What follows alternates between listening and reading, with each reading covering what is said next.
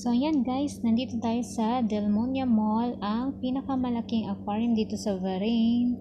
So guys, kung di ka pa subscribe ka na sa aking channel. Please like, comments below, and share.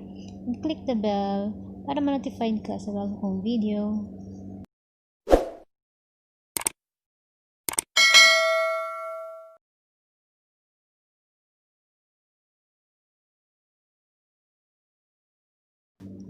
So yan guys, ang pinakamalaking aquarium dito sa Bahrain, sa Dilmunia Mall yan, first floor.